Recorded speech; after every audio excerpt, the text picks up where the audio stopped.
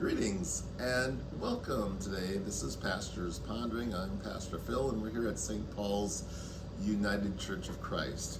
I hope your summer is going very well. It's certainly going quickly as we're contemplating gathering and ready for fall. And our church picnic will be coming up relatively soon. So if you're watching this, please know that you're all invited. It is always the first weekend, the first Sunday after Labor Day. So it's coming up, just way too quickly. Well, when we have a picnic, of course, we're doing a meal. We're feeding lots of people. So that made me think of a lesson for today that we all know of. That's about feeding lots of people as well. It's from Matthew 14, and it's the story where Jesus feeds the 5,000. When Jesus heard the news about John, he left there in a boat and went to a lonely place by himself. People heard about it, and they left their towns and they followed him by land. Jesus got out of the boat, and when he saw the large crowd, his heart was filled with pity for them, and he healed the sick.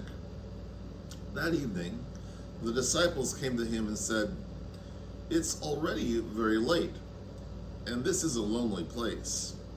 Send the people away, and let them go to their own villages to buy food for themselves." "They don't have to leave," answered Jesus. "You yourselves give them something to eat." "But all we have here are 5 loaves and 2 fishes," they replied. "Then bring them here to me," Jesus said. He ordered the people to sit down in the grass. Then he took the 5 loaves and the 2 fish, looked up to heaven, and gave thanks to God. He broke the loaves and thanked God. He gave the disciples the pieces. Everyone ate and had enough. And the disciples took up 12 baskets full of what was left over. The number of men who ate there was about 5,000. And that wasn't even counting the women and the children. Now that ends my lesson today, but it does give me something to think about.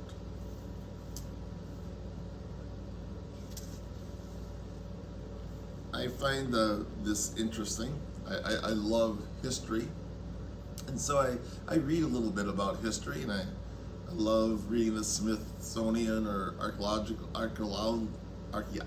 I can say the word today, and discover new things that are being discovered every single day, and I really do kind of find that amazing. What I really find amazing about it is how when new discoveries are found, they really prove the point of the Bible over and over and over again, which I think is very interesting indeed. Well, there's a story, these are a couple true stories, by the way, about a U.S. Air Force veteran who bought a Rolex watch many years ago, thinking it would be a sound investment. It's a piece of artwork in his mind. And indeed it was. Many years later, he was able to sell that Rolex watch for many thousands of dollars. In September of just last year, a French woman took an old painting from an auction house that she bought that she just kind of liked. The woman bought this painting. It was hanging in somebody else's kitchen over a hot plate where it had been hanging for many, many, many years. Well, she took the painting and had it appraised. The painting depicted Jesus being mocked before the crucifixion, and it was simply entitled "Christ Mocked." Well, it turns out that the painting was painted in the year 1280 by an Italian painter, a forefather to the Renaissance. That painting, which previously hung in this elderly woman's kitchen over top of the hot place, never mind that fact, now sold for, are you ready for this? $26.8 million. which is the most expensive painting ever paid for a medieval piece of art. Pretty nice find, wouldn't you say? I think we'd all agree with that.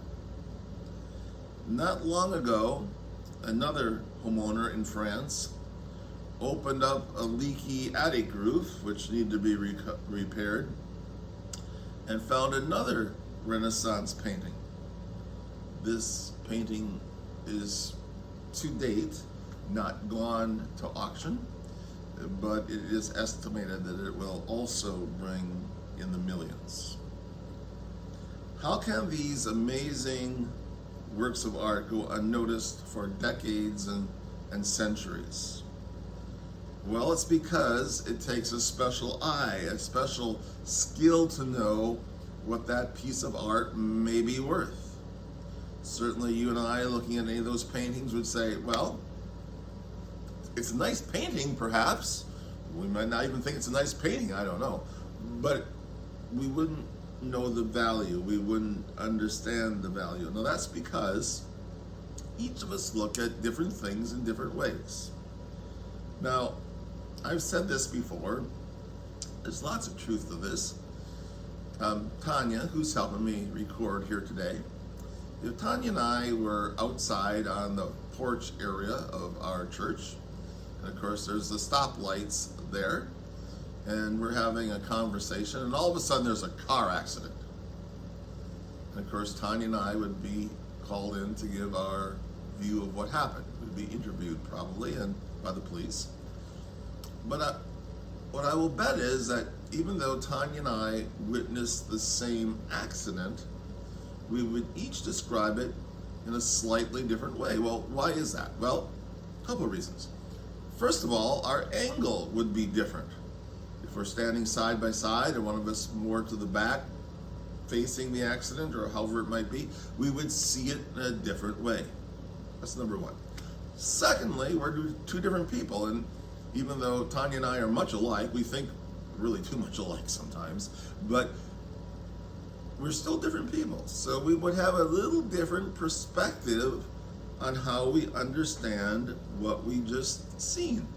And so as the police are interviewing us, even though we saw the same accident, we would probably differ just a little bit on our interpretation of exactly how we saw it. Well, the same is true with these paintings. Different people would see them in different ways. I would see them as, like I said, maybe a nice piece of art and maybe not, but someone else who has expertise in this area would see them as the masterpiece that truly they are. School's about to start. It won't take long, only a few weeks now. A teacher was teaching a math class to a group of 8-year-olds. Now, if you're a group of 7 or 8-year-olds, you're just starting to learn about fractions. By the way, not my favorite thing to learn about anyhow. But that was the lesson of the day. So the teacher was trying to explain fractions in a way that made some sense, because even for me, fractions are, especially when you get into the details of them, a little bit difficult to understand. So she took a candy bar, just a Hershey candy bar, which you know comes in sections, right? And she broke it in half, and she broke it into quarters. And she asked the class to write down whether they would prefer a quarter of the candy bar or half of the candy bar. The teacher was surprised at the very least by the results of her little quiz. As she looked over their papers, she noticed that most of the kids said that they would prefer a quarter of the candy bar over a half of the candy bar. So clearly, the teacher was concerned about what she was teaching the kids, because why wouldn't you want a half of a candy bar over a quarter of a candy bar? And so she asked the class, why did so many of you choose to take only a quarter of a candy bar when I was offering you a whole half? Clearly, you can see that a half is more than a quarter. You know what the kids responded by saying? So they could share more of that candy bar with others. This group of kids looked at that same candy bar, in a whole different sort of way than the teacher did. Think about that important difference. I wanted to share my part of my candy bar with you. Think about the very important difference as we deal with our Bible passage today. Jesus and the disciples had traveled to a remote place. Jesus wanted to be alone. This is after the death of John the Baptist, his cousin. Crowds of people were following him, maybe up to as many as 10,000. We know there were 5,000 men, and that did not include women and children. Obviously, they thought they would receive something from him. And as the day went on, and time passed, the disciples, they grew tired. And they simply said to Jesus, "Will you please send them away?" But then Jesus says really kind of the strangest thing. He says, "They do not go away. You give them something to eat." In other words, you take care of them. What? The disciples think to themselves, there is no way we can take care of all these people. It's just not going to happen. Notice something. Jesus often led his disciples into challenging situations that required courage and insight and dedication, and most of all, radical faith. Situations that seemed way too big for them to figure out on their own. And this was certainly no exception. Why would he do that? It was because he saw something they didn't see. He saw the world in God's eyes. He saw a world in which everything was possible. Yesterday on the Tamron Hall show, the anchor from the news, Robin Roberts, who we see often, was talking about her faith.